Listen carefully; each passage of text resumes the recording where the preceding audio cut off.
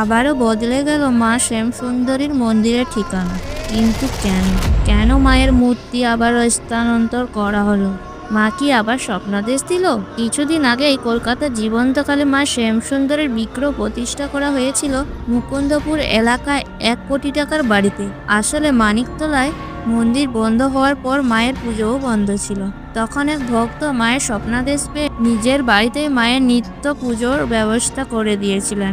কিন্তু ততদিনে শিয়ালদহ এলাকায় মায়ের নতুন মন্দির নির্মাণের কাজ শুরু হয়ে গেছিল। যতদিন মায়ের স্থায়ী মন্দিরের কাজ শেষ হচ্ছিল, ততদিন মা পূজিত হচ্ছিলেন মুকুন্দপুরের সেই ভক্তের বাড়িতে।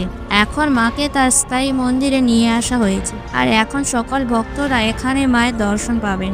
এই মন্দিরটি আছে শিয়ালদহ স্টেশনের একদম কাছে, SBS মারোয়ারি হসপিটালের একটু আগে, আর্ম স্ট্রিট পোস্ট অফিসের গায়ে লাগোয়া রাস্তা দিয়ে সামান্য এগোলেই দেখতে পাবেন মায়ের নতুন এবং পার্মানেন্ট বাড়ি। যেহেতু মা এখানে ছোট্ট কন্যা রূপে পূজিত হন, তাই ভক্তরা চকলেট দিয়ে মায়ের পুজো দেন, আর সেই চকলেট পরে সমস্ত ভক্তদের দান করে দেওয়া হয়।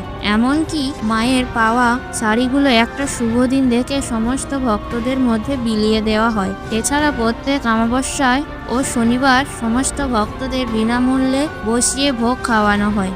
অমাবস্যার সন্ধ্যায় অন্ধকারে করা মায়ের আরতি যদি একবার দেখতে পারেন, তাহলে সেই দৃশ্য কোনোদিনও ভুলবেন না।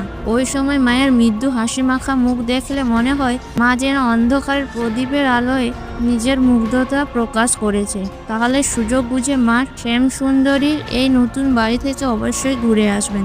জয় মা শ্যামসুন্দরীর জয়।